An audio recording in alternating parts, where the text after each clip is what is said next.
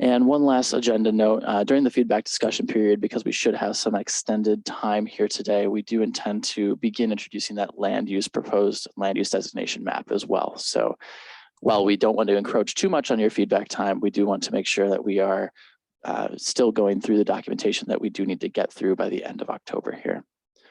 And with that, I will go ahead and invite Julie Keeney from Winona State University, a representative of the community, to discuss the Community Services and Institutions Subcommittee and give an overview of how that process went and kind of the key highlights of that organization. That begins on page 2 of your packets, just on the back of the first page. Over to you, Julie. Hello, everyone. Thank you so much for the opportunity to share out today. My name, as Luke said, is Julie Keeney. I work at Winona State, specifically in the department that is adult and continuing education. So my work is most often off campus, where I help to develop customized training programs for businesses of all sectors. So first off, I want to thank the city as well as all of those involved in this comprehensive plan process to include community services and higher ed institutions. So we appreciate hearing, and I would like to also say that I met so many new individuals that maybe I've only seen digitally or over Zoom or only email. And so now I have been able to put more names to faces of all of the community service leadership that we have in this community, which was really a learning addition for me. So thank you for that opportunity. So as I now will just highlight really the themes, some of the main conversation points that we had during our subcommittee. We were discussing about raising awareness of services overall, looking at how do people know the services and resources and how do they get to them. So looking at that from the perspective of how is our communication currently. So we were taking in many ways an inventory of what are all of our service organizations doing currently. How can we cross and collaborate in better ways to reach all populations in our community? We talked about common platforms. What's already out there? What do we have as those digital and other human resources that we already have in place that we can start to pool and collaborate in a way that would create a community hub? And there are some already out there. We're not looking to recreate, but we're looking to just work a little smarter and wiser in the way that we enhance what's already there and work to bring a more consolidated effort. We also talked about our strength of our community in our neighborhoods, and that leveraging those strengths neighbor to neighbor and encouraging opportunities where neighbors can get to know neighbors, either through events that are already in place or having ambassadors of those who have had some successful neighbor to neighbor type of programs and initiatives, and how to help each other in that area. A second theme, I would say, as in our discussions, really centered around communication between the service providers. So first of all, we looked at it from a public consumption and communication. Then we went more into provider to provider, discussing not only the services that are provided, but also the physical spaces, the facilities, the infrastructure that we have that can support the work that we do, and how do we then share the utility of those spaces across all of the different institutions and community services. We talked about communication plans for both formal and informal gatherings, that those could be share out type events. And then also funding came into that picture. So cross-community funding requests, cross-community communication, how do those types of opportunities for funding, both at institutional level and at all sectors, how do those connect? And so funding was another area that we thought could be of an area to pursue to gain greater exposure to what is out there for funding. And then lastly, as I understand, I'm just doing the high level summary. Lastly, I'm just touching on mental health. And this was an area that we gave some great discussion to, thinking about how to implement different training programs that are out there. So I was able to bring to the table mental health first aid as a resource. That's something I work with regularly I have been bringing it to business, industry, governmental, and nonprofits. So I work with those who are mental health first aid certified and have a pool of instructors. So I was able to bring that to the table. That's just one example, but there were many other mental health resources and discussion of how do we, bring those to light for not only those of us that work in community services and institutions, but to the public, to our community, to our neighborhoods where those greatest needs lie. So I will leave it at that point. We had representation from the Winona Area Public Schools, Volunteer Services Board, the State Health Improvement SHIP program was represented, Riverway Charter, Winona Radio, Housing Redevelopment Authority, the RHA. We had resident representation, and then I represented higher ed through Winona State. So again, thank you so much for this opportunity to be part of the process. And I look forward to how this may be shared out too in the future. I think our next steps really we're looking at how communication plans, both formal and informal gatherings, really now play out. So I'm happy to help in any of that follow-up. And I'll just turn it over now to whomever at the city will dive deeper into some of the specific objectives. And thank you, Julie, for that overall summary. This is Carlos Espinosa, City Planner speaking. And first of all, I want to say thank you again, Julie, for participating and taking part in the Community Services and Institutions Subcommittee.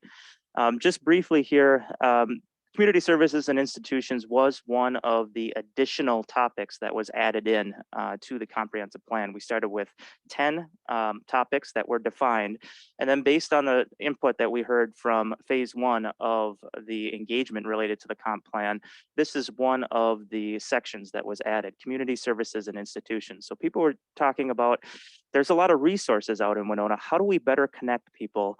And how do we make sure that people have better access to these resources and know about where to get them? Also, in terms of institutions, we have so many great institutions here. Let's focus on coordinating efforts and resources moving forward. So this is kind of a non-traditional section to have in a comprehensive plan. And I will say from a city's perspective, really what we're looking to do is facilitate interaction and connections between people and between institutions. That's really, I think, where the city can come in to some of these goals, objectives, and strategies.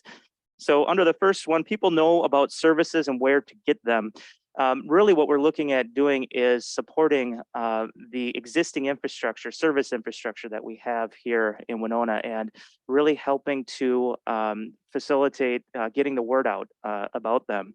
And not only getting the word out from the city's perspective, but as Julie alluded to under 1.4 there, increasing the capacity for neighbors to help neighbors.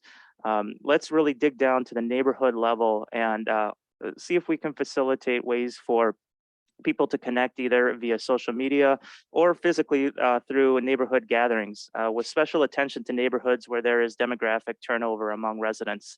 So think about those neighborhoods where, for a long period of time, the same property owners have lived there, but now maybe people are moving on to a different phase in their lives and you have new property owners coming in. This subcommittee thought it would be especially important to take a look at some of those neighborhoods to bring people into the fold and make sure that, hey, welcome to the community. Here's the resources and here's some examples of where to find them. In addition to facilitating connections between people and service providers, the goal number 2 is talking about increased communication among service providers. So basically getting service providers within the community together to talk, to network, and to help each other out when it comes to coordinating services. Funding needs and outcomes for community services and programs are better understood. Really, a lot of this gets to increasing education about funding needs and outcomes. And basically getting the information out there about, hey, if you put X amount of dollars into this program, this is what you get. Just so people have a enhanced understanding of the importance that these service providers play in the city of Winona, and the importance of the services that they provide to residents. In particular, one thing that we've heard about since the beginning of the comprehensive plan is, in addition to housing, in addition to land use changes that need to be made, but something that has definitely come up when it comes into community services and institution is mental health resources. How do we coordinate and enhance those? And so that's under goal 4, definitely something the committee wanted to focus on. And finally, coordinated physical space and facilities planning among community institutions. This is a little bit related to our land use. Of course, we're landlocked and limited land development options. And so for large landholders, especially community institutions, as those institutions change, refocus, and move into the future, we want to make sure that we're helping to facilitate discussions among those institutions to see where opportunities might arise. So that is my summary. We have about 6 minutes here. If there's any comments or questions on this overall section, I'll open it up to the steering committee. Go ahead, Lori. Thank you. Thanks, Julie. When I was looking at this, community services seemed to me to take on more like social services. And so I wondered about how much you focused on physical health, food needs. You did address mental health, housing. I like the fact that you had a lot of in there on coordination of services, communication, and outreach as something that we all need to do more of. And also safety for those who abused and abandoned. All those kinds of things to me fall under social services, community services. When we first started looking at this, what we're trying to do is get people to come to Winona because we think it's a great place to live. And as I said earlier, I think they're going to come because of some of the creative and cultural things that we have, but also to know that we're a safe community and that we care about the people that live here, whatever their needs may be. Definitely, thank you. And I think that gets to a holistic approach to community services, physical health, mental health, spiritual health, all of those things combined. Definitely, thank you. Any other comments or questions from those who are online joining us on Zoom?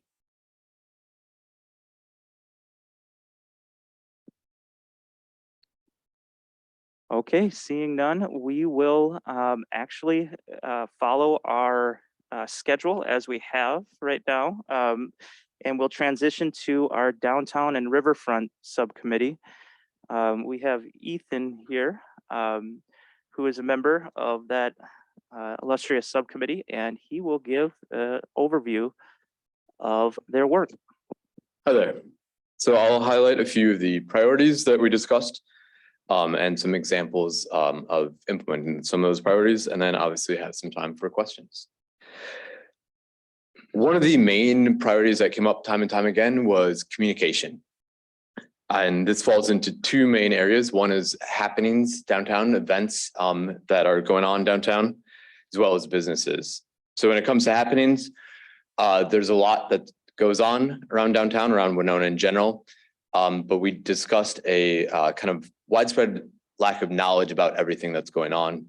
And that one of the things we'd really like to focus on is using more channels to inform people about what's going on, to increase the level and the variety of ways that people find out information, to meet them where they are, make it easy for them to know about what's happening in Winona. In a similar vein, we discussed a lot about businesses, how there are quite a few resources for businesses to get different types of assistance, but it's not always clear where to go for that assistance. And we'd like to streamline that as much as possible into one channel, sort of a single window to get all of that information. Another one, unsurprisingly, was parking. We talked a lot about how we'd like to make parking both clear and smart. So when we say smart, I mean making it work for downtown. making it work for the businesses, finding out exactly what type of parking helps businesses. Is it longer term so people are lingering, or is it a little bit shorter term so there's more quick turnover? Is that maybe variable throughout the day or throughout the week? And also making it work for downtown. What do we want for people coming downtown? What do we want for revenue for downtown? So we want to be smart about parking and certainly be clear about it. One of the things I think we discussed quite a bit and you see over and over again, people are unsure what parking laws are. Making sure that that's clear and simple is absolutely a priority. Next would be safety. And safety also falls into two main categories. Those being lighting and people. Simply having more lights and more people around downtown is what we feel would really make things a safer feel. So lighting, obviously, brighter, making it easier to see things, but also specific safety lighting, including the blue light style safety posts that you see around campus. For people, just having more people around, more people that are witnesses, more people that you can go to for help, including citizens, people out, including businesses that are accessible and visible, and also city staff, such as police or perhaps cleaning staff or visitor assistants. Next, placemaking.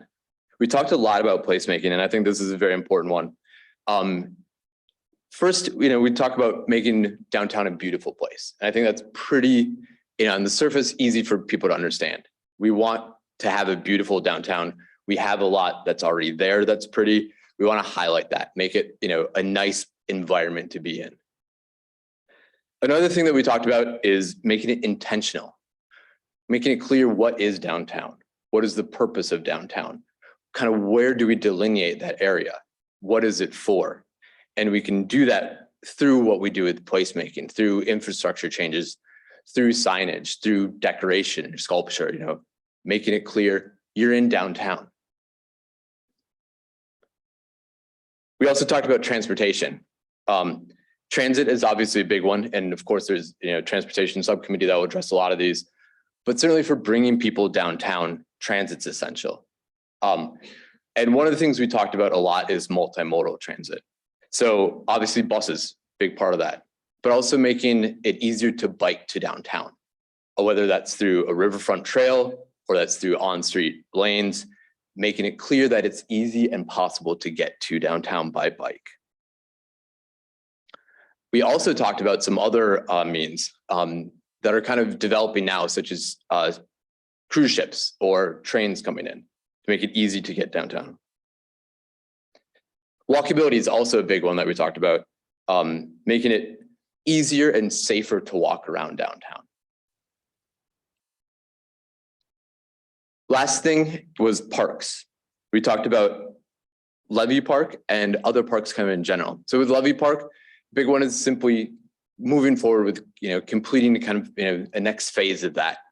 But more specifically, with really using that to highlight the connection between downtown and the river, to make sure that it's physically accessible, that it's visually, it's visible to see downtown, to see the river as much as possible. And then we also talked about additional parks, whether that's small pocket parks, new parks, expanded parks downtown, or connecting corridors that bring you from one park to another in a smooth and visually appealing way. So those are a lot of the priority highlights with that we talked about, with kind of one piece on each.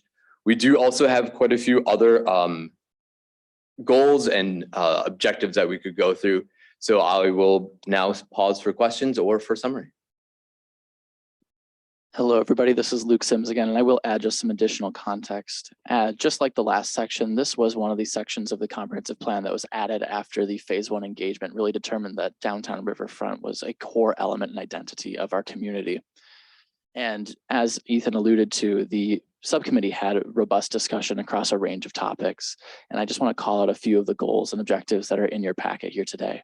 that improving accessibility in the downtown area, which is goal 1, we really wanted to make sure that there were strategies that our community can take advantage of that are low cost, but also some higher end strategies as well. You know, we need to rethink how we're actually treating accessibility, ranging from handicap parking spaces and level boarding of transit, all the way to working directly with stakeholders to improve sidewalk and curb ramp clearance. It's really about maintenance and investment.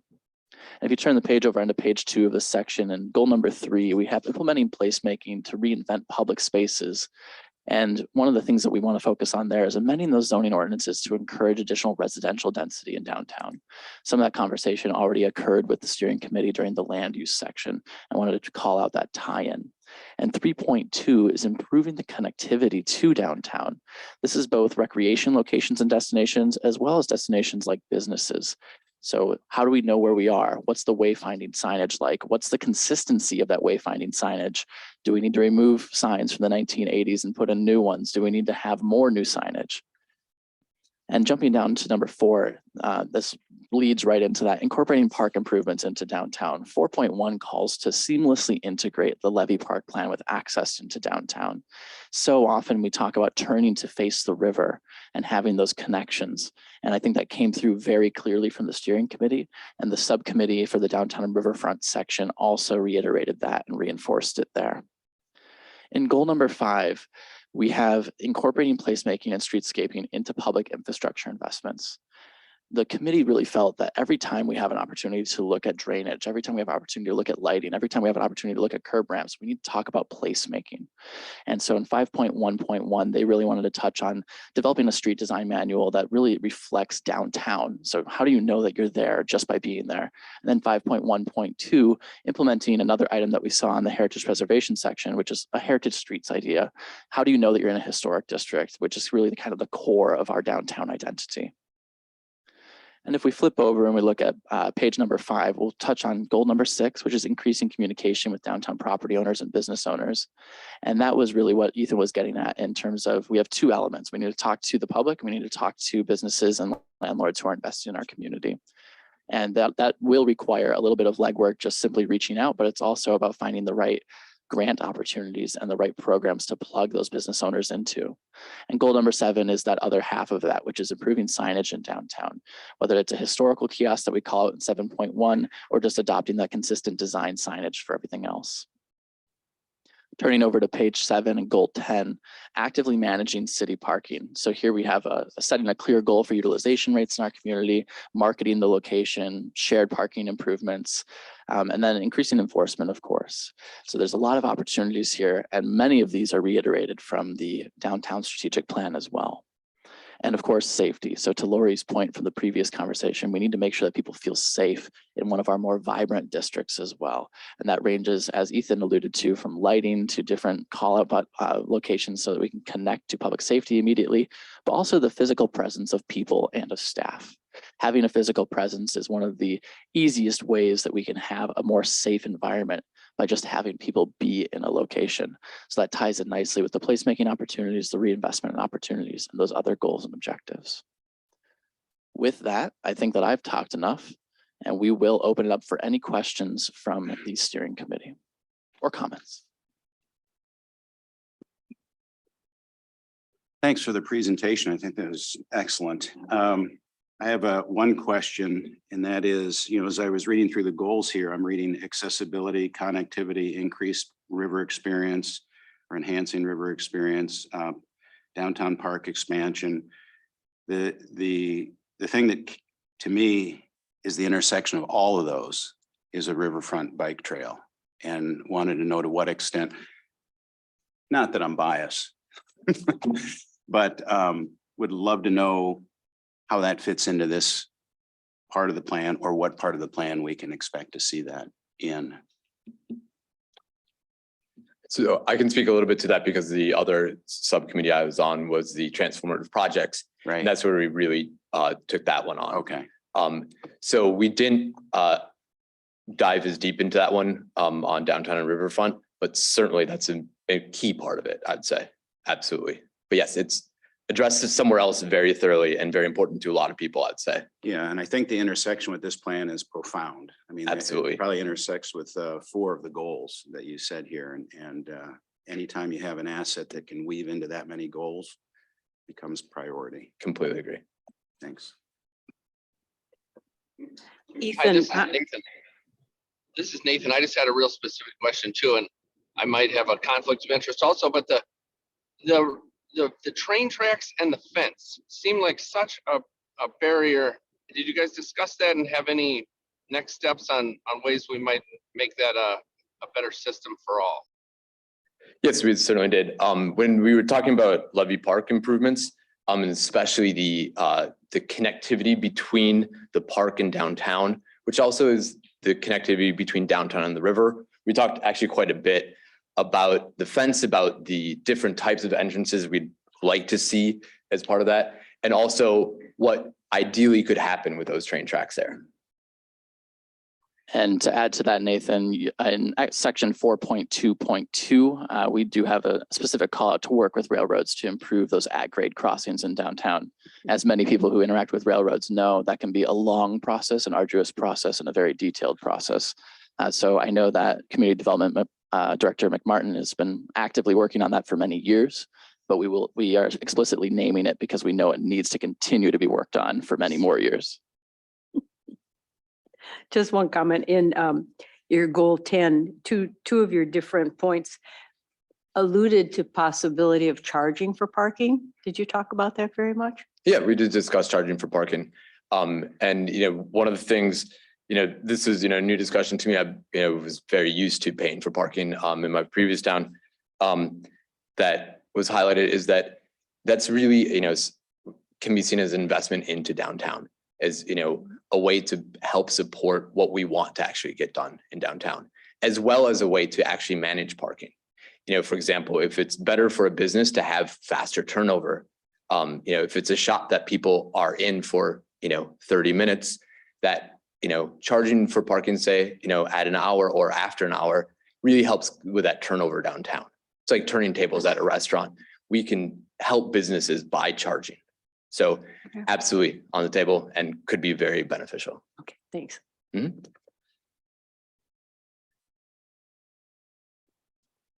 Anybody else online? We're not seeing anybody leaping for a microphone here in person. All right. With that, we are going to thank Ethan for his time, and we are going to invite up Alicia Lano from the Park and Recreation Department to talk about our next section, which is Parks and Recreation. And with that, I will turn it over to Alicia for both the overview of the overall process, as well as getting into some of the details for what is being proposed in the goals and objectives section. All right, thanks, Luke. None of our members could make it here today, so that's why you're seeing city staff right now. So I am the outdoor recreation coordinator for the city. So I would say that our overall topic points, and a quick backstory. In 2018, the Park and Rec Department created a comprehensive park, open space, and recreation plan. So our job here was to really go over that plan that was already created and either reaffirm it, see if there was anything that was in there that wasn't necessary anymore or needed to be changed and updated. So that's what our subcommittee did. And I would say that some of the highlights of our conversations were mostly about equity and inclusion, more transparency from city staff. And then of course, wayfinding came up a lot as well. So increased signage, removing 1980 signs, Luke, and updating our signage. And then just clarifying some of the goals and objectives that are already in our plan. So I'll go over a couple of those that were updated. So what you're seeing on your pages is directly from our comp plan that was already created. So goal 1 really didn't change much. We just wanted to add assess overall park system for equity and inclusion. So again, that was a topic that we talked a lot about. And so we would like to also further define what does equitable parks mean. That it means more than just basic physical accessibility to our parks. It's not just about putting a ramp somewhere. It's about actually looking at our policies and procedures of how we update our parks. There's other parks out there that have, they're from bigger cities, but they have a whole matrix that they rate their parks on and how equitable they are and how inclusive they are. And so I think that's why we would like to add that to goal number 1. Going on to goal number 2, we have a note there that we're waiting on John Howard to give us some details on the waterfowl management plan. So John did respond to us, and in our comp plan, there's an inset in there that highlights the waterfowl management plan. And he said he would just rephrase one of the bullet points. And so we made note to that to rephrase that bullet point. I don't know if you specifically want to hear that bullet point, but I can let you know what that is if you'd like. And then 2.11, we wanted to clarify that. So originally said, provide additional education programming opportunities and informational signage with the system. Some of our members thought that was a little confusing, and they just wanted us to kind of make it more simple and clear what we meant by that. So we just wanted to update it to educate and inform park users through programs and updated informational signage. So really says the same thing, but it's just a little bit more clear and simplified. And then going on to 3.3, looks like we wanted to cut that one out. And then I think in here, it looks like it got a little messed up. 3.4 we wanted to keep, that shouldn't be crossed out. So yeah, sorry, 3.3 should be changed. And we only wanted to add a few words. Right now, the way it states, it says volunteers should be utilized for park and trail maintenance, vigilance, and upkeep. Well, we think our volunteers should just do more than just park and trail maintenance. They should also be utilized for other park services and programs. So we just wanted to add that. So 3.4 should be not crossed out. We should keep that. And then we wanted to add a 3.5, which was support and recognize volunteers to ensure continued collaboration. So we had a number of a couple members mention that we have all these volunteers, but we don't do anything to support them right now. So they wanted to be sure that the city is providing certain things to them to make sure that they feel thanked and welcomed, and to ensure their continued collaboration. And then 4.6, we wanted to rephrase as well. So it originally said explore a consolidated information source for all programming opportunities within the community and region. We just wanted to rephrase that as provide continual up-to-date communication on services and programs to the community resource hub. And then 4.8 is one that we wanted to add. Provide opportunities for transparency in projects and decision-making processes. So Park and Rec has a ton of large projects going on, and we have our projects listed on our website, but there's no timeline or anything for people to come to our website and see what's going on, how we're making decisions, things like that. So we felt it was really important to add that one. Goal 5 was good. They just wanted to reaffirm that one. And then goal 6, they just wanted to simply add in 6.7 the word public to that sentence. So include public engagement options. And then in goal 7, I noticed this one was a little messed up too. So the title that's in green should actually be 7.1. So the actual title of the goal is identify and manage sustainable funding sources, partnerships, and efficiencies. So the line in green is actually 7.1. And then 7.2 was fine. 7.3 was fine. And then 7.4, which is listed as 7.3 on here, we wanted to keep. And then, oh yeah, sorry, 7.3, it's, yeah, crossed out, but you have our change for 7.3, well, it's listed as 7.2. Sorry, this is all very confusing because this one's a little messed up on here. I think the formatting got messed up. Long story short, we want to just change it to develop gift giving and donor policy and communicate to entities in goal 4. So just making sure that we have a policy in place for that, because that can affect other things like equitable parks when people are donating money to us. And then we wanted to remove 7.4.1. And which is labeled as 1.3.1 on here. And then 7.6, which is labeled as 7.5 on here, we wanted to include the word sales and mention research and gather data on similar communities impact related to sales tax specifically.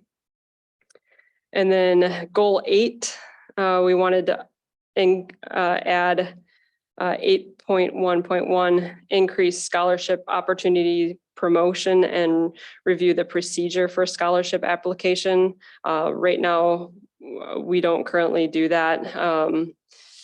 We have very little promotion on our scholarship opportunities, and we don't really have a procedure at all to review that scholarship application. So we felt it was really important to include that in there. And then 8.2, we wanted to update, add a few words to that. So we wanted to add, establish a formal and regular review and evaluation process for all programming, parks, and services. So that was pretty much it. Pretty simple, just a couple added words and changes. So we may just need to get you a new copy of this since some of them are out of order. We'll go ahead and give you an updated copy for the October 13 workshop session. But with that, let's open it up for any questions or comments.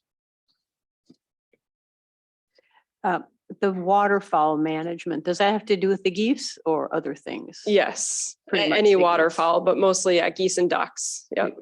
Okay, and then the scholarship opportunity, tell me more about that. I had no idea that you offered those to people. Yeah, not a lot of people do, which is why we wanted to make sure that we promote it better. So we have a scholarship program where people can apply, and it's based on if they qualify for a free lunch program or based on their tax return if they bring that in. We have different tiers that they can qualify for. So we either give them 25% off, 50% off, that sort of thing off of our programs, and also memberships too. So if they want to get a membership at the Aquatic Center and they can't quite afford it, they can apply for one of those scholarships and they get a discount off our programs. So not to become better educated to work with Park and Rec, but to help them with some of the things that Park and Rec provides? Yeah, the costs of Park and Rec programs. Yeah. Thank you. Yeah. 7.4 utilize park assets capitalized to generate revenue.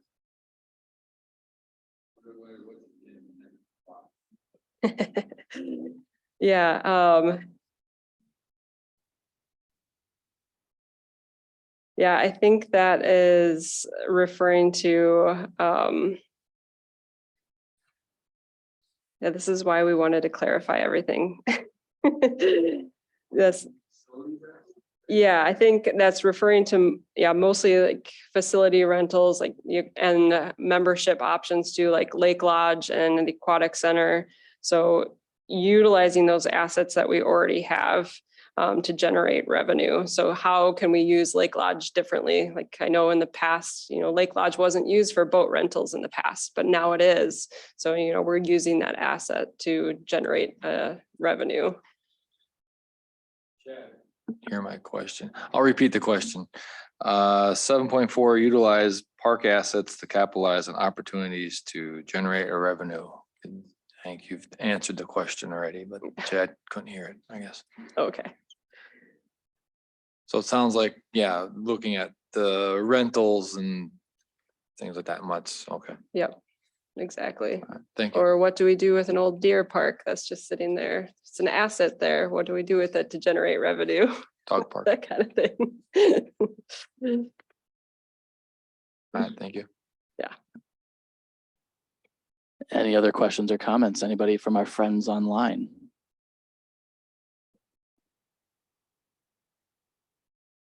All right, seeing that nobody is leaping for a microphone, we will go ahead and thank Alicia. And our next section that we're going to focus on is environment and sustainability. We have two people here for you. The first being Ann Conway, representative of the subcommittee, followed by John Howard, our natural resources sustainability coordinator for the city of Winona. And with that, over to you, Ann. Thank you, Luke. Thank you for the opportunity to be a part of the discussion and the update of the comprehensive plan.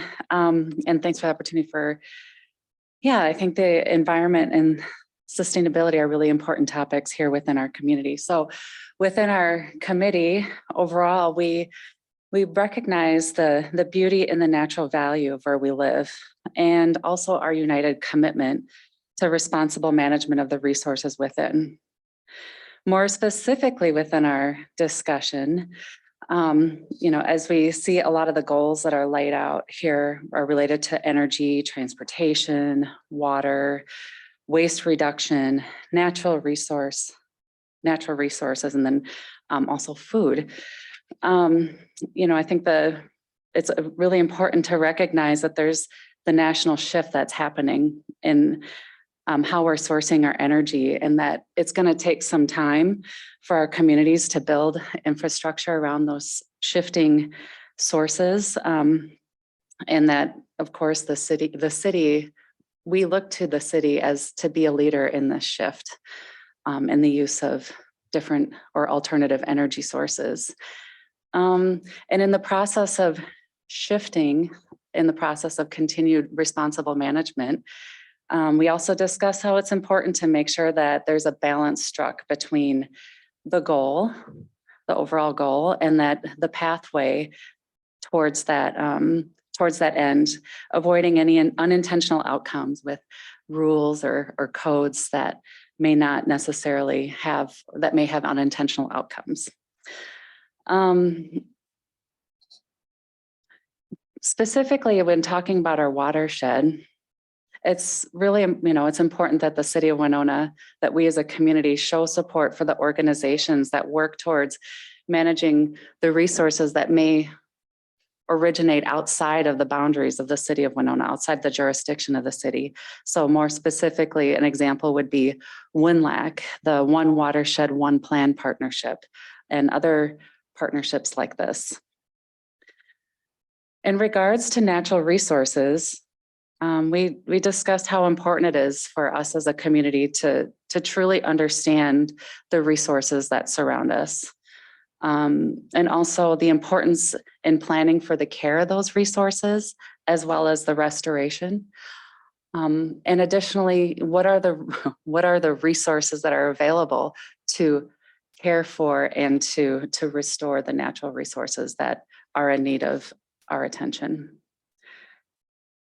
And along with that, education, that, we prioritize, how does the community understand the value of our natural resources, and how could we continue to support existing efforts, but also support future efforts in that education of what are the natural resources that are here, what are some of the challenges that we face in managing those resources, and then what are best practices in that management and care, and also, supporting environmental education of our youth.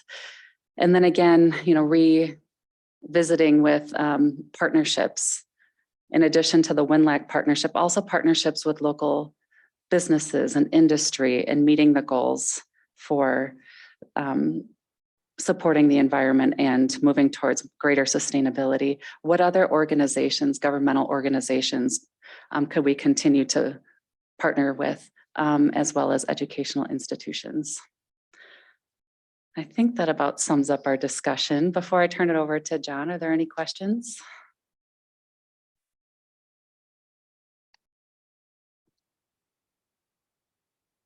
All right, thank you. Hello, I'm John Howard, the Natural Resource and Sustainability Coordinator here at the city. I think Ann gave a pretty good summary of what we discussed.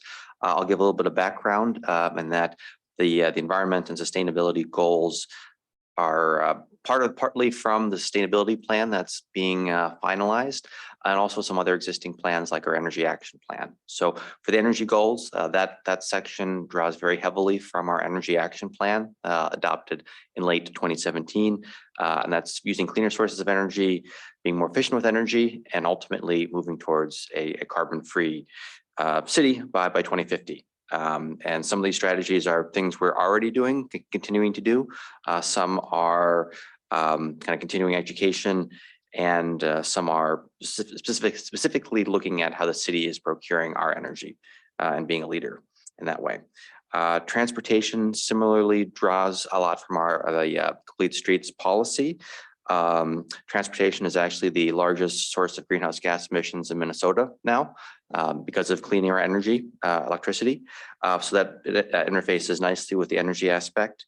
But the big goals are to make Winona friendly to multimodal transportation, I think as discussed in other aspects of the comp plan. And to really also focus on emerging technologies like electric vehicles so that we are part of that future, and that can be utilized by residents and visitors to town. And so again, some of these strategies interface with what the city will be doing versus helping kind of the community at large achieve their goals. With water, it's pretty simple goals. We want to be sustainably using water and protect the water quality of our natural resources. A lot of ways to do that. There are we can lead by example. Again, we do provide almost all residents with water to help them be energy. If we save water, also saves energy. Some of the specific pieces are to work on clarifying our water bill to be more understandable and comprehensible by the average person, and working on stormwater pollution prevention techniques, continuing those efforts. And as Ann mentioned, the WinLAC, One Watershed, One Plan, that's a collaborative between 4 counties, the soil water conservation districts to really work on overall water quality. Waste reduction, the 3 R's, reduce, reuse, recycle, and also looking at organic waste, how we can better utilize that.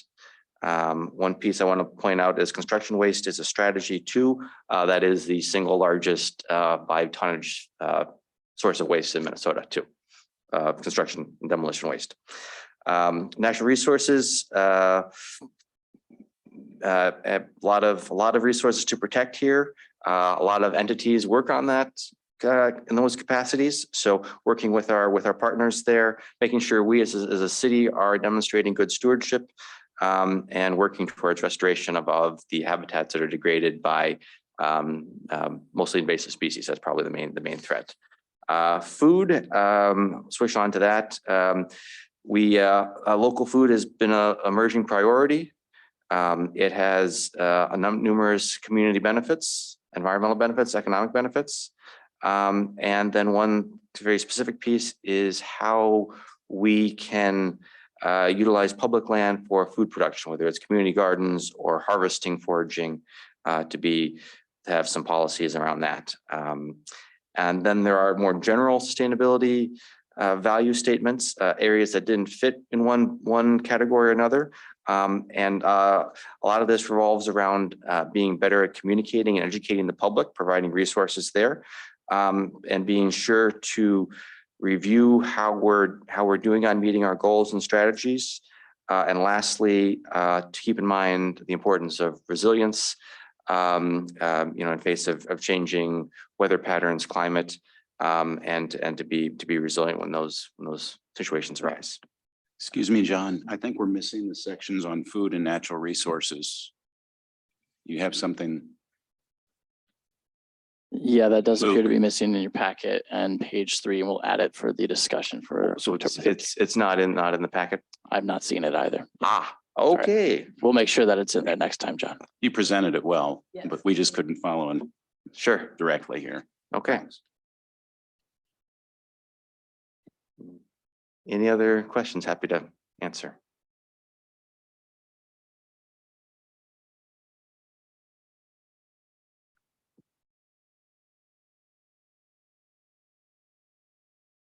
Anybody online looking to make a suggestion, comment, question? I'll make a comment. How about with water that we all use every day, but something to educate water users on the amount of energy that goes into producing water and getting it to our tap, and then the amount of energy that takes that water that goes down the drain to get it out, treated and released into the river. There's a lot of energy for water that gets only used generally briefly once or. And we do actually have information on that. Yeah, I can say definitively that our wastewater treatment plant, water plant, largest user of city amongst city government use. So we can provide that information.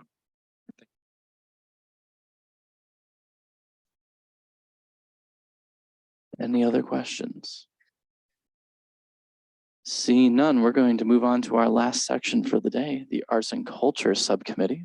And for that, we will turn to City Planner Carlos Espinoza.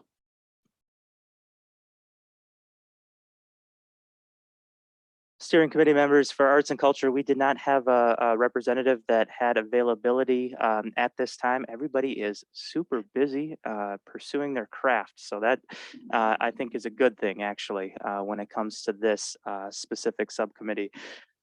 This subcommittee was really guided by the recent arts and culture plan that was approved by City Council recently here.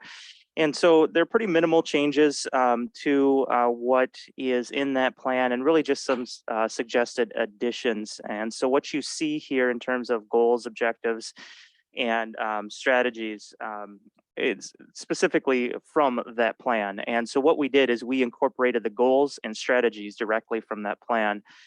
I'm sorry, the goals and objectives directly from that plan. The individual strategies exist outside of the comprehensive plan, so they can be modified as needed without having to go through the comprehensive plan amendment process. So what you see here are goals and objectives directly from the arts plan.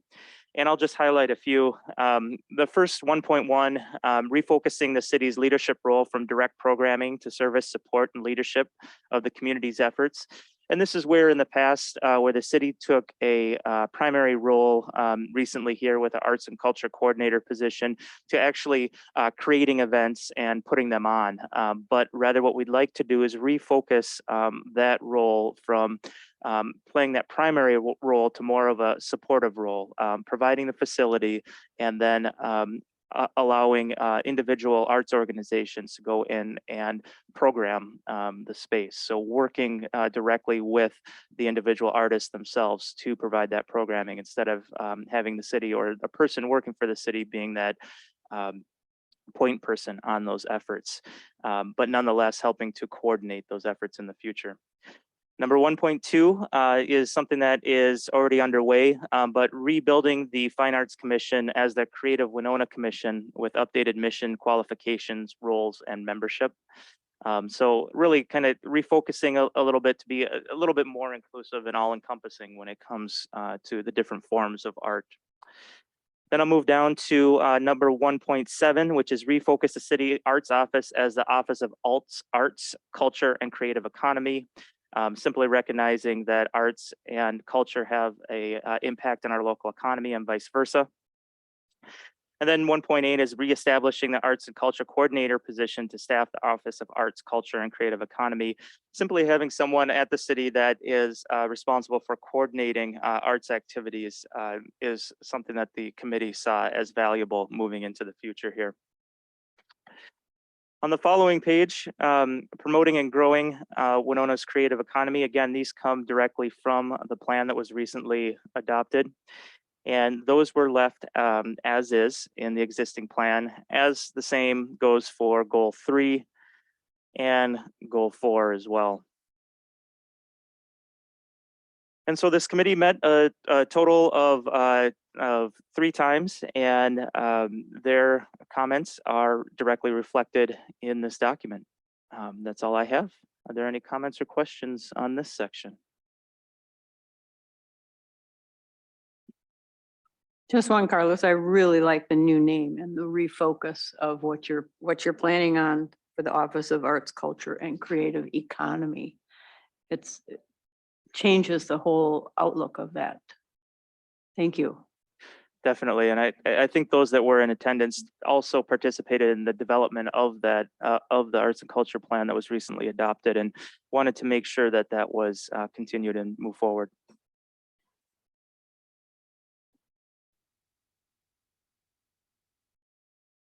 Okay, is there anybody else online that would have any comments or questions?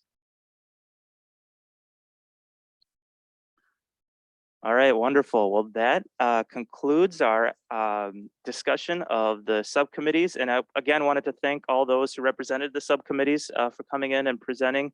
Very much appreciated your time here today, as well as all those who have participated in our 12 subcommittees thus far. And so subcommittee work is complete. And so what we'll do from the steering committee's perspective here is throughout the month of October, work on revising these documents that we've gone through over the last couple of meetings, and adding clarification, reducing redundancy, all in an effort to put together a draft of the comprehensive plan that will be distributed prior to the Thanksgiving holiday and prior to the holidays. So those are kind of the next steps in terms of the steering committee and what we'd be looking for over the next month. The next date that we have on the calendar is October 13th, and I'll go back up to the initial page here that we have. And for October 13th, we'll do a steering committee workshop that's similar to the workshop that we had last week from 11 to 1.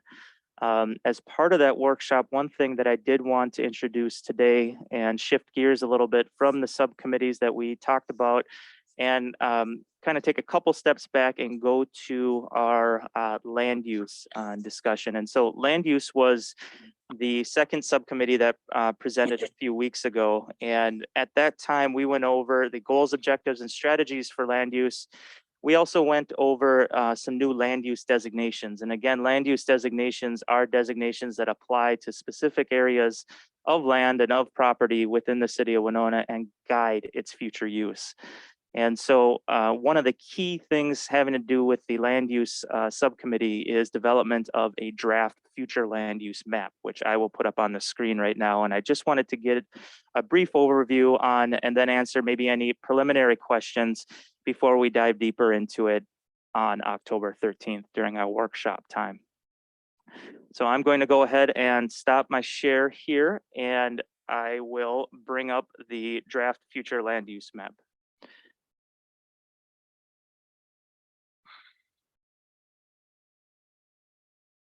And just bear with me, we have a lot of files here for the comp plan, so it takes just 1 second to navigate.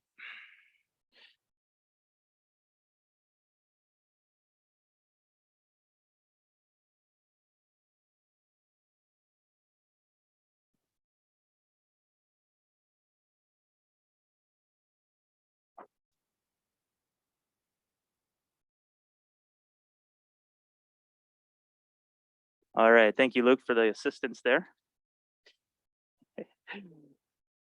All right, so what you see on the screen right now is the city's existing land use map. And so what this map does, it looks similar to our zoning map, a number of different colors that represent different land use designations. And so what we did is we took the 2007 map and used it as a base. That's the 2007 future land use map. And what we'd be looking to do is update that map with the new land use categories that we discussed a couple of weeks ago here. And basically what those categories do is there's not a lot of significant on the ground change to the individual land use designation areas. Most of the new colors that you see in here are adding additional clarification and additional uses to existing land uses that already are there. So one example of that is in the commercial land use designation, which is shown in red, and you can see a lot of it on County Road, on Highway 61, as well as kind of in the Menards Walmart area, and also along Sarnia Street. And so what those areas right now, those areas are designated as solely as commercial for our future land use. And with our new land use designations, what we wanted to do is to introduce the potential for mixed use in these areas. So you see those red areas that are adjacent to the higher traffic roads within the city of Winona. What we would do is reclassify those as commercial and mixed use areas. So the ability to add in some additional residential options into areas where you typically just see commercial style uses. I'm going to focus in specifically in the area surrounding WSU, and that has to do with some additional recommendations that the land use subcommittee had related to potential mixed uses in that area, as well as a transition towards the downtown area. And so as I focus in here, you'll see, first of all, really the most prominent addition or change in the future land use plan is this fuchsia color in here, and then also north of the campus, the north and east of the campus. And what that signifies is a land use designation change in this general area to high density residential or multifamily residential. And I will make a differentiation in these red areas between this general area here, which is immediately to the east of the campus and immediately to the north of the campus off of Sanborn Street. And then the area that is the half block just south of Broadway. And also the area north of Broadway, kind of in this general area centering around Franklin Street. So this area in here is already zoned for multifamily residential. And so simply what we'd be doing with the land use map is changing the designation to match the existing zoning. So that's really not an on the ground change. It's just syncing up and coordinating what we have in terms of zoning and the comprehensive plan future land use designation. The change that the committee discussed was taking a look at the blocks immediately to the north and to the east of the university. And those blocks are in this general area here, and then these 4 blocks here, south of Education Village, but north of the established small business area along Center Street. And so really those 4 blocks there are representative of a majority of properties on those blocks, greater than 60%, between 60 and 85% of the properties on those blocks are rental properties. So they're non-owner occupied rental properties. And this has been a very high percentage of rental area adjacent to the campus for an extended period of time, dating back to even the establishment of the 30% rule. So the committee, what the committee would like to see is the discussion of taking a look at that area as a multifamily designation for in the future potential rezoning to either mixed use or to the R3 multifamily designation. And what this would do, the whole idea would be to add additional student housing potential next to the university, really from what the community members thought was an appropriate place for additional student housing.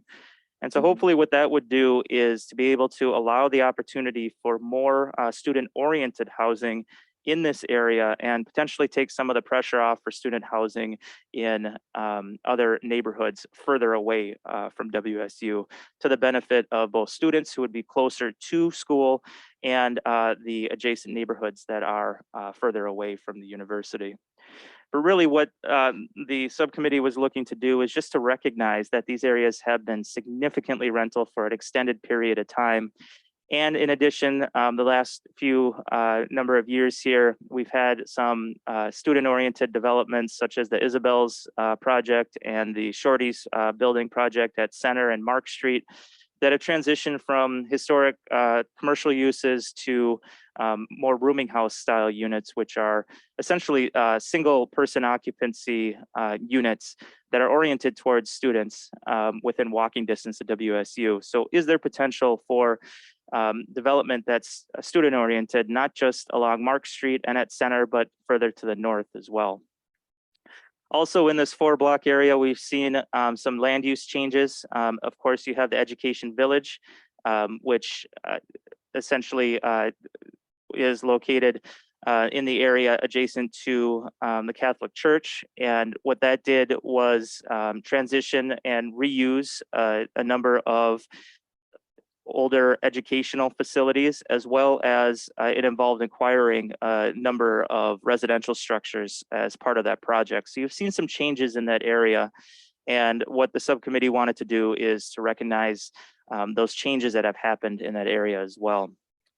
In addition, in that area, WSU is doing their comprehensive planning process right now, and these 4 blocks to the east of the university are designated in that plan as what they call City WSU Partnership areas. So what they're looking to do is in the future, see if there are opportunities for student-oriented development that would be of benefit to the city, to the university, and to the students as well.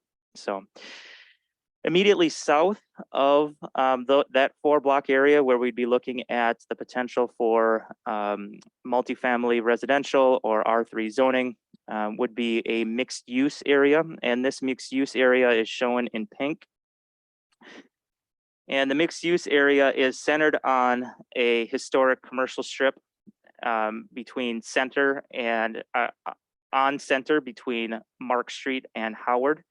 And so what we do is look at that area, in and around that area, and the old Amtrak station, as well as a freight house for potential mixed use development, capitalizing on the number of people that we see coming in on a train and the activity that we see in that area, as well as the proximity to WSU and the potential for some mixed use development there in that location.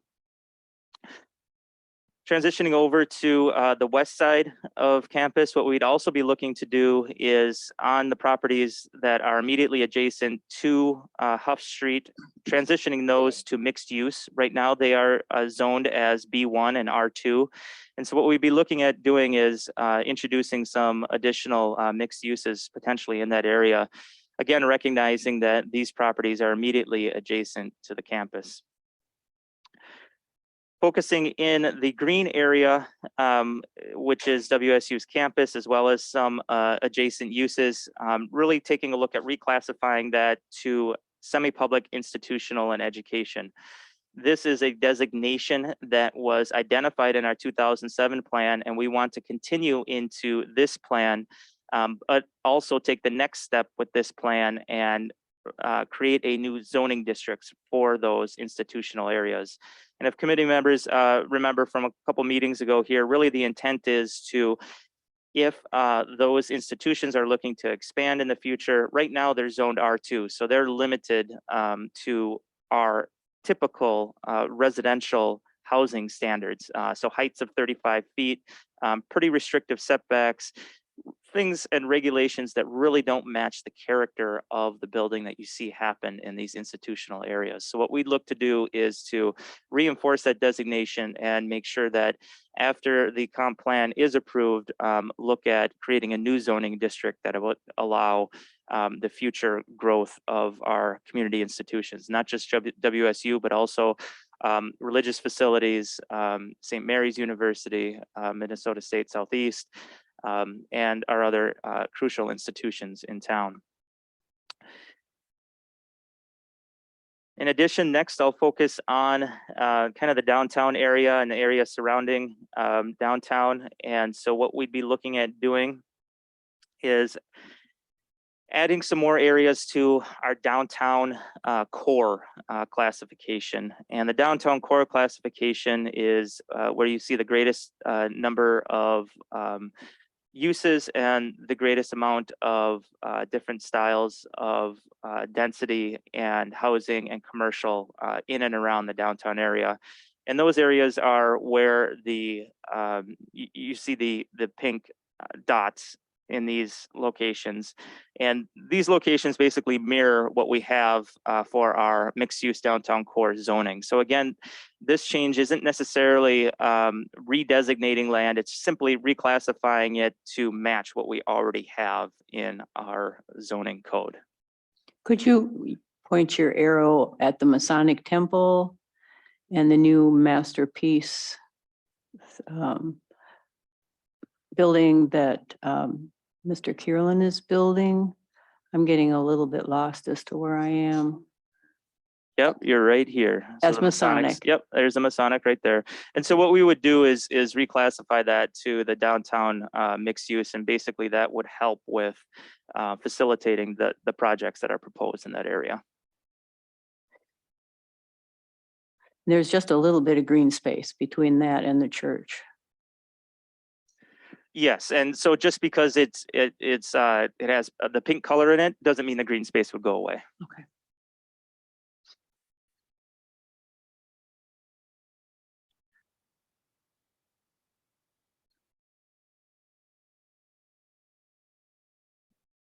All right, and the next thing that I'd want to focus on a little bit is on the eastern area of town adjacent to where we have some of the big box development in Winona. So what we would look at doing is that area there that is right now classified as commercial, we would introduce the potential for mixed use into that area. But in some of the back lot areas where you don't have frontages on commercial strips or in areas that are adjacent to existing industrial uses, what we'd be looking to do is reclassify some of the land that the Port of Winona owns along, I believe this is Innovation Drive, reclassify that to limited industrial, office, and fringe residential, simply recognizing that the optimal areas for commercial and residential would be closer to the existing development on Mankato and Frontenac. And as you move further to the east and to the southeast in these areas, we wanted to open up the possibility for limited industrial use in those areas. And just to simply recognize that we want to make sure we have a balance between commercial, industrial, and potential residential development opportunities, especially as we see the need for future industrial land in the future.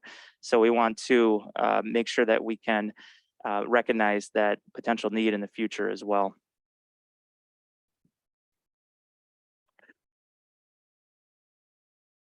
Lastly, I will zoom out and really talk about the largest land use designation area that we would take a look at. And that is basically anything south of Highway 61. What we would be looking at doing is reclassifying that to our suburban residential classification. And that's with the exception of any semi-public or institutional uses such as St. Mary's. And that residential suburban classification would extend to not only existing subdivisions, but new subdivisions as well. Again, for new subdivisions, it would facilitate the inclusion of a number of different housing styles for new subdivisions. And for existing subdivisions, what that new land use designation would do would be to facilitate the potential for owner-occupied duplexes within existing structures or with small additions to existing structures to maintain that neighborhood character while allowing for a little bit of increased housing choice in that area. Importantly, even with the new residential suburban land use designation, existing areas that are used for agricultural could remain so. The zoning is what would govern the land use. And so an area that is primarily used for agricultural right now would continue to do so into the future. And this land use designation change to residential suburban would not impact that at all. Essentially, what it would do is just recognize that these agricultural areas, because they are within the city and close to suburban development, that they may become a future development in the extended future. And so what that does is that removes a hurdle for property owners when they are looking at potentially selling and subdividing their land within the city of Winona. So those are the main points that I wanted to hit on in terms of the map. And so what I would encourage steering committee members to do is to contact myself or Luke over the next 2 weeks here. And if you have specific questions about areas of town, we can answer those with you one-on-one as we go through things here. And overall, what we'll be looking to do is create a draft map with our consultants' assistance that is easier to access digitally for people that may not be able to make it right down to City Hall here to talk to us about it. Also easier for us to distribute so that people can see what we're looking at. But again, overall, really, when it comes to the new future land use map, what we're looking at doing is introducing the potential for new uses and new flexibility within our existing land use designations. There's not a whole lot that is making on the ground changes. It's just introducing the potential for additional flexibility in the future. One thing that I also, before I let you go, I did want to touch on as well is the traditional neighborhood area of the city of Winona. And the traditional neighborhood area of the city of Winona is basically the core of our city. And that's the area you can think of north of Highway 61, south of the river, the traditional grid area of the city. And the traditional neighborhood designation that we have in the plan is represented by the yellow color on the map. And so what we want to do in those areas is to essentially re-legalize what already exists on the ground. Right now, again, our zoning regulations are based on more suburban style development. So whenever people want to put an addition on their house or create another unit on their house, a lot of times if you're in the core area of Winona, you need to come in for a variance or a special exception in order to do that. What we want to be able to do is to remove that barrier and allow people to continue to use and put additions onto their houses and even create new units in a manner that is consistent with our historical development patterns and in a manner that doesn't require a special exception to our code. Part of our discussion too also gets to re-legalizing some of the small scale commercial businesses that we have that already exist in our traditional neighborhood areas. And we want to make sure that those continue to exist and that there may even be the potential for introducing new small scale commercial into our traditional neighborhood areas to help with the sustainability of individual neighborhoods. One important final note in the traditional neighborhood classification in terms of housing choice. And this is really a significant one when it comes to providing additional options, not only for homeowners, but for people looking to live within the city of Winona.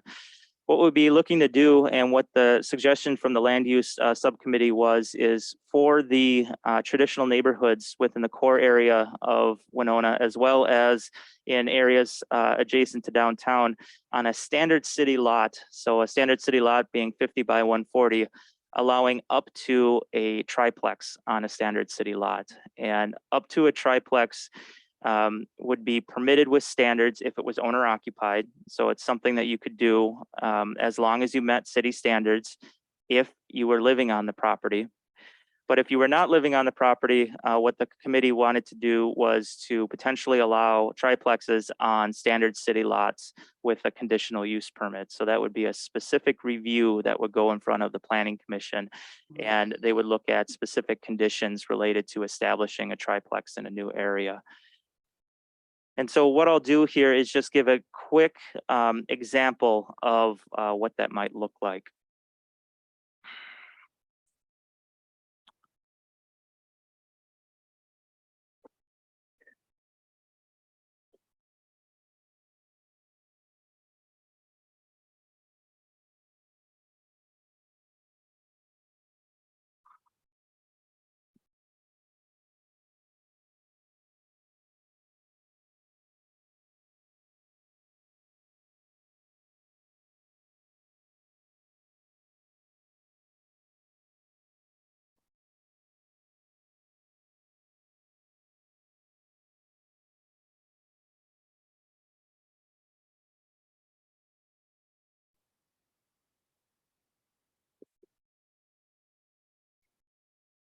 Okay.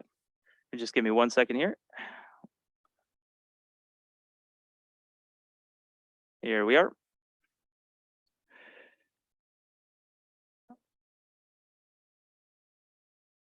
All right, so what you see on your screen right now is an example of your standard city lot, 50 by 140. The standard city lot is located at 527 East 3rd Street.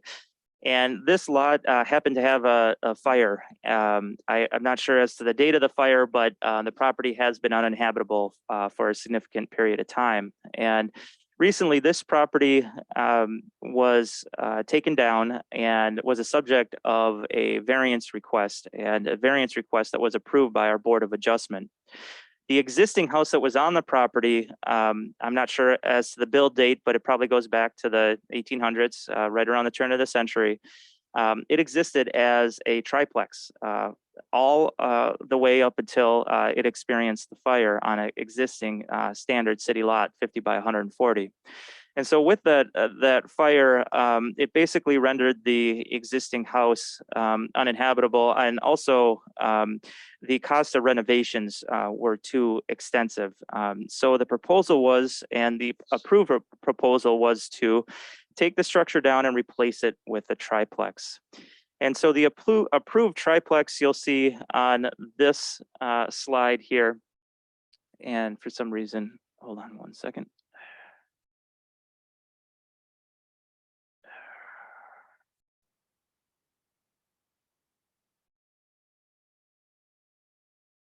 Are there other buildings on that block while you're looking for the Yeah. new triplex?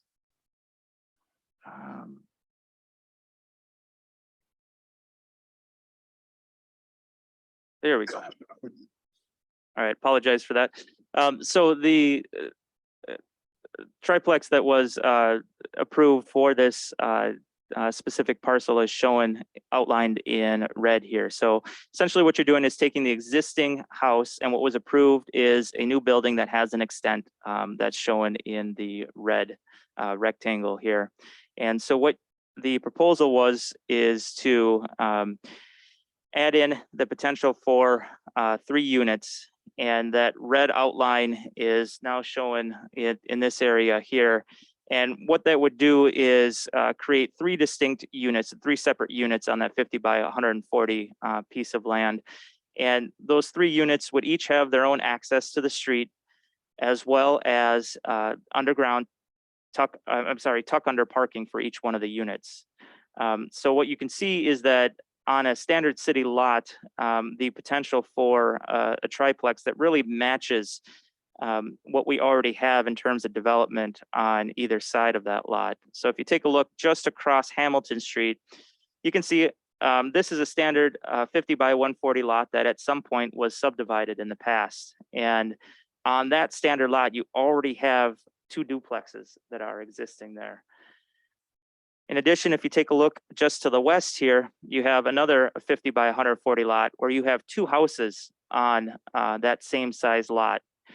So what the overall idea is that if you're taking a look in the future to potentially allow triplexes on your standard city lot, is to be able to allow additional housing units to come in to the city in a manner and pattern that is consistent with what we currently have in the city's downtown area, but increase the amount of housing choice that we have available and the amount of units that we have available. So it's taking our existing land that we have, taking existing lots that we have, and allowing just a little bit more density, a little bit more units to be added while still maintaining the character of the area. And so I realize it's a little bit, maybe a little bit difficult to follow along. We're getting into the weeds here when it comes to planning and zoning, and the part of this is keeping that in mind, that in the future we want to make these specific changes, but really what we're all doing here today and what we've done thus far is taking a look at everything from a 30,000 foot viewpoint and saying that this is the general direction that we want to take a look at going, increasing the amount of housing choice within the core area of Winona and in Winona overall. And then in the future, as we take a look at the specifics, we'll work through that with the planning commission, with the city council, and take a look at the details as we move forward here. And so just wanted to broach the subject related to the future land use map and the potential for triplexes on standard city lots. That's something we can talk about more at our work session on the 13th and take it from there. Other than that, I don't have anything else on our agenda today. I'll just open it up and see if there are any comments or questions before we adjourn. I don't want to monopolize. So does anybody else have comments first?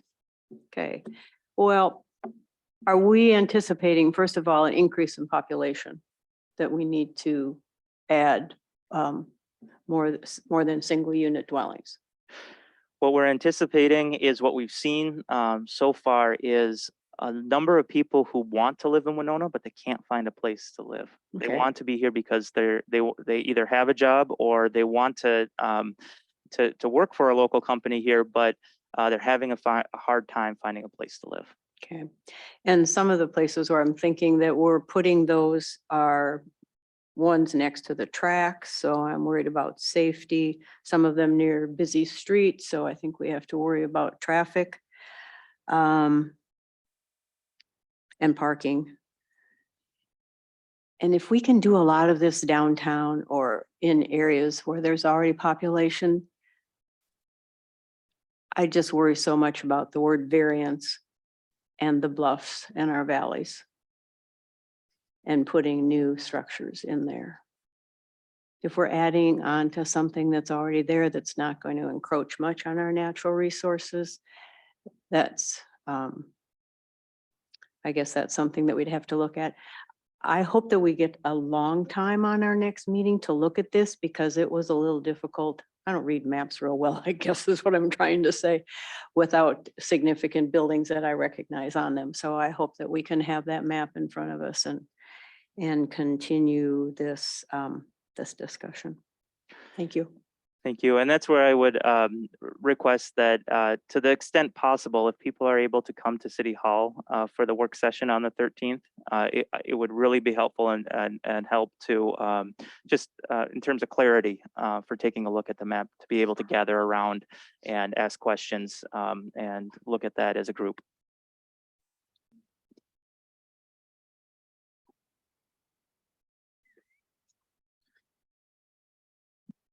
Carlos, would you be able to send around a PDF of that map that we could look at before the meeting? Definitely can. I can send the file that I just showed. Oh, that'd be great. Thank you. Thanks, Brian. Any other questions, comments, discussion at this time? Keeping in mind, of course, that we have a lovely 2 hours in front of us on October 13th. Seeing none, we will go ahead and end this meeting for today. I want to thank you all for your patience, your willingness to slog through a lot of intricate details. And I look forward to seeing you all at 11 o'clock on the 13th. And as Carlos noted, please do try and be here in person, but we are, of course, will have a hybrid option for all people to make sure that we are able to accommodate as many people as possible. Thank you all very much for your time. Have a good one.